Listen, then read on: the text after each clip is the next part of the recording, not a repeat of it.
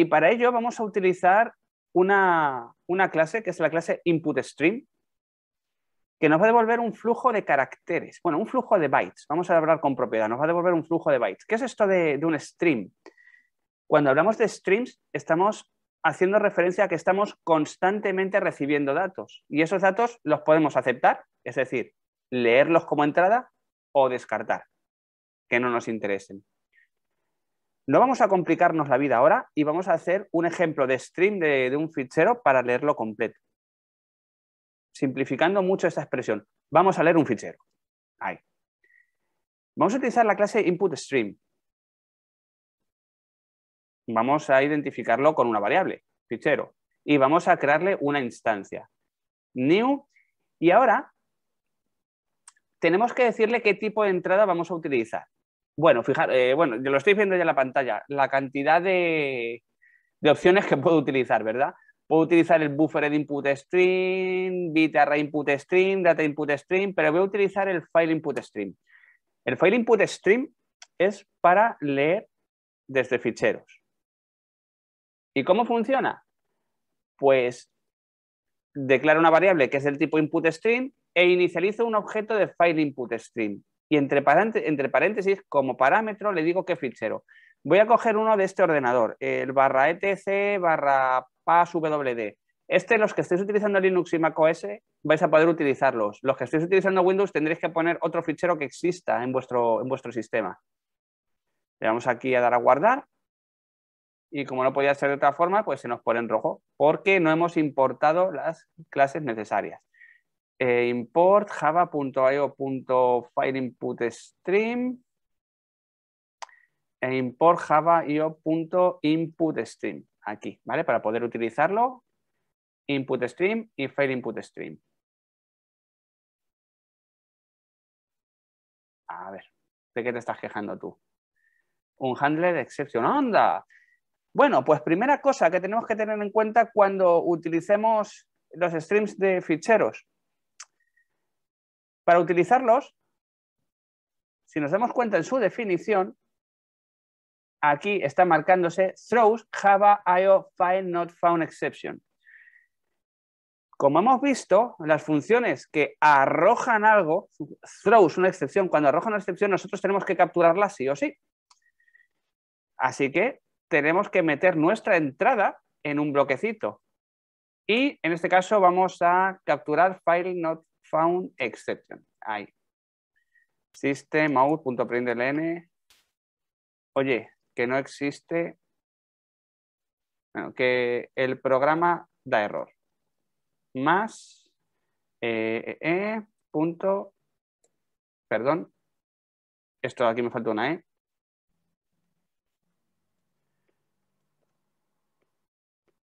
Punto get message. Ahí.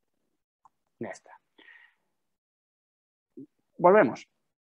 Declaramos una variable de tipo InputStream, esto es una clase al fin y al cabo. Inicializamos una instancia de file InputStream porque a este InputStream le vamos a pasar un fichero y va a ser el tcpasswd. Como la clase file InputStream arroja throws Java IO file not found exception, no nos queda más remedio que asegurarnos de que podemos obtener este fichero. Si no pasa nada, pues ahora mismo mi programa es inútil y no me va a mostrar nada. Nada de nada. Aquí veis, se ha ejecutado, nada. Sin embargo, si no existiera ese fichero, le he puesto aquí una letra A al final, porque sé que no existe. Si le doy, ya sí que me lo dice. Dice, oye, que el programa de error. El programa es que /etc/passwda no should file of directory. Y ya si queréis rizar un poquito más el rizo, en lugar de get message, podéis utilizar get localized message. Y si hubiera traducción para este mensaje de error, aquí aparecería no existe el fichero directory. En mi caso no tengo las traducciones, así que pues nada. Esta es la forma más fácil de leer un fichero. Y diréis, sí, es la forma más fácil de leer un fichero teniendo en cuenta que no has hecho absolutamente nada. Y estáis en lo cierto. Yo a mi InputStream de nombre fichero le he dicho que va a operar con un fichero que es /etc/passwda, pero no le he dicho que haga nada con él. Si yo ahora quiero leer su contenido, tengo que invocar uno de sus métodos. El file input stream me devuelve una secuencia de bytes. Y por tanto, como es una secuencia de bytes, tengo que guardarlo en el tipo de datos acorde. Las secuencias de bytes son arrays de bytes. Pues declaro una variable de tipo byte que le voy a llamar datos. ¿Y qué es lo que voy a guardar en la variable datos? El contenido de este fichero. Lo puedo hacer de múltiples formas. Lo voy a hacer de la forma más novedosa, que es leyéndolo entero, que sería con fichero. Me falta uno igual. Con fichero.read all bytes. Así. Esta sería la forma más novedosa. ¿Y qué pasa aquí también? Tenemos otro problema, y es que me dice que read all bytes throws Java IO exception. O sea, que tengo que volver a meterlo en un bloque de try catch por si esto no puede ejecutarse, que yo tenga controlado ese problema, para que mi programa, en caso de runtime error, no aborte, sino que haga lo que yo quiera, como si dijéramos para recuperarse ante un error. Pues nada, try catch IO exception system out.println. No puedo leer el fichero más c.getMessage. Otra vez, se me olvidó poner aquí la e.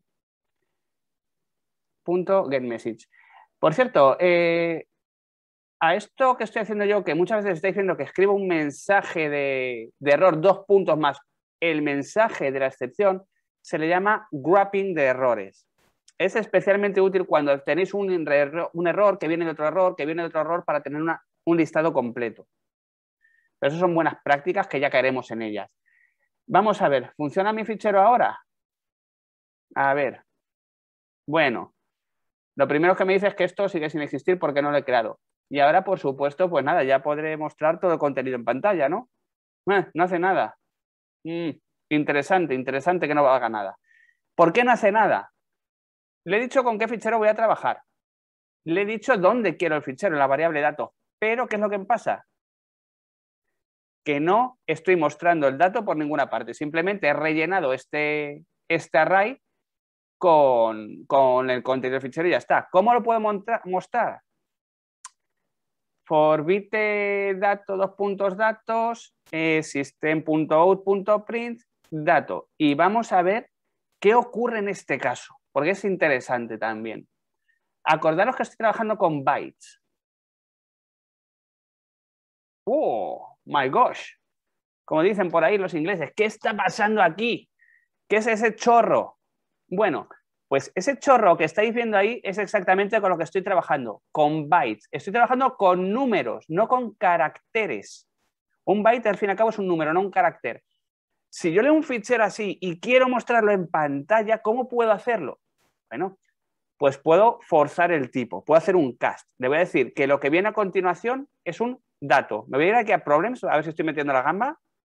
Nada, me dice que simplemente tengo los imports sin utilizar, tiene que estar bien entonces. Y si ahora yo ejecuto, el programa, aquí vamos a darle a ver qué ha pasado ahora. Ahora sí, ¿veis? Ahora sí que me ha mostrado todo el contenido del fichero. Si os dais cuenta. Fijaros esta pequeña diferencia, ¿eh? Le estoy forzando a que sea un carácter, no un byte. Si es un byte me lo muestra en formato numérico. Si es un char me lo muestra directamente como carácter. Podría haberlo hecho con un for y con el método char add. Pero no lo hemos hecho así, lo hemos hecho de esta otra forma. Esta es la forma, por así decirlo, modernita, ¿no? De meter un fichero entero en memoria. Hasta no hace mucho, y aún así en mucho código nuevo, se utilizan otras formas para trabajar con ficheros. Yo puedo ir leyendo poco a poco. Tiene su uso esto. ¿Cuál es el uso principal o por qué read bytes se utiliza o no se utiliza? Bueno, read bytes lee todo el contenido en memoria. Si es un fichero de 4 GB, pues 4 GB en memoria igual no es muy práctico, ¿verdad? Imaginad que leemos un punto ISO de un DVD. 4 GB ahí, 4,7 GB a saco, no, mejor no. Pero si es un fichero pequeño, pues ¿por qué no? Sin embargo, con read bytes yo estoy sometido a que lo que haya en esta ruta no sea muy grande. Yo puedo leerlo de otra forma. Puedo leerlo carácter a carácter. En ese caso, voy a poner aquí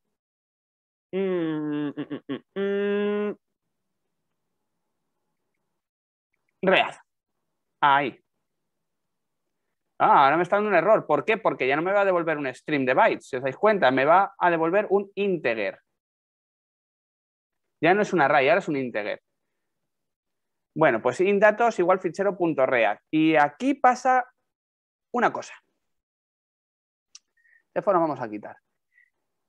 Este datos, al igual que antes, va a contener el código numérico de lo que yo estoy leyendo.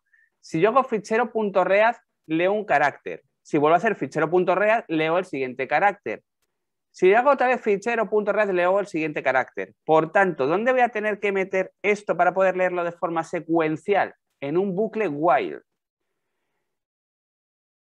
¿Y cuándo voy a abortar yo este bucle while? ¿Cuándo voy a dejar de leer el bucle while? Bueno, pues cuando datos sea igual a -1.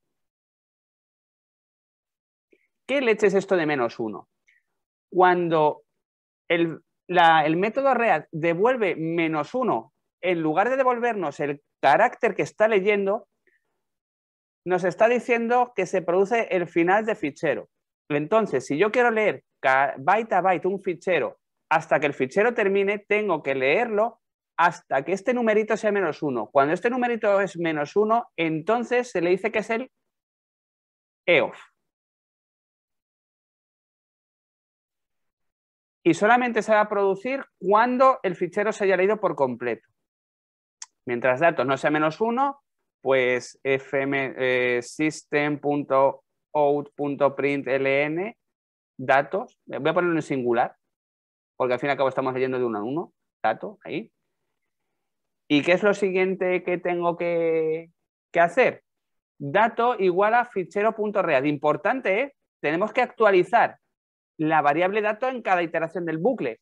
Ismael pregunta, dice, pero ¿es cuando dato sea igual o diferente a 1? Ismael, cuando dato sea -1 significa que se ha producido el final del fichero. Entonces tenemos que leer mientras dato no sea -1, porque cuando sea -1 ya no hay más por donde leer. Vamos a ver si esto funciona. Vamos a imprimir, vamos a darle caña. A ver. Si os dais cuenta, hay una buena secuencia de números. Esto es porque he puesto el println. Si no pongo el println vais a ver exactamente los mismos números uno detrás de otro. ¿Por qué? Pues por lo mismo, porque dato es un integer. Yo lo quiero convertir a un carácter. ¿Y cómo lo puedo convertir yo a un carácter? Pues nada, de la forma más simple, con un char. Le digo aquí que es un carácter y ya está. ¡Pum! Y lo he leído de la misma forma. ¿Cuándo es mejor utilizar una forma u otra? Pues cuando, ya os lo he dicho, cuando el fichero es pequeño podemos leerlo de golpe. Cuando es grande lo leeremos poco a poco, pero tenéis que saber que leer un fichero byte a byte es mucho más lento que leerlo de X bytes en X bytes, porque tenéis que hacer más operaciones de disco. Cada read, en este caso, lee de letra en letra. O sea que si tiene 5.000 letras, tengo que hacer 5.000 operaciones de lectura contra mi disco duro. No está mal, ¿eh? Si en mi disco duro es lentorro y hago 5.000 operaciones, pues los voy a saturar. Con Read All Bytes, bueno, pues con Read All Bytes lo que puedo hacer es leerlo todo en memoria, lo es mucho más rápido, pero tiene el problema de que podría consumir más. Así que también tenemos la opción intermedia, que es leer de trocitos en trocitos. Por ejemplo, de 5 en 5. Int byte datos igual a new byte 5. Podemos declarar un array de 5 elementos. Pues Tony, por ejemplo, cuando me dice, pregunta Tony, ¿algún caso típico que necesitemos leer ficheros? Pues sí, para todos los programas que no utilicen una base de datos. Por ejemplo, un fichero de configuración JSON o fichero de configuración UNINI o un YAML, tienes que leer el fichero, ¿no? Para poder analizar la configuración de tu programa. o cuando vamos a hacernos un conversor de ficheros MP3 a ficheros OOG, o un conversor de AVI a MP4. Hay muchas formas. Bueno, también podéis utilizar esta otra forma, ¿vale? Le decimos que fichero.read aquí en datos. ¿Qué hace esto? Pues esto va leyendo de 5 en 5. Así. Pero claro, aquí ya hay que usar una conversión. Datos.string. Aquí le damos. Bueno, aquí tenéis, no estoy convirtiendo cada elemento a char, pero si os dais cuenta aquí son 2, 2, 4, 5 en hexadecimales, ¿vale? ¿Es necesario que nos sepamos todas estas formas de operar con algo? Pues no, realmente no. Porque al igual que hay un file input stream, hay otra cosa que se llama buffered input stream.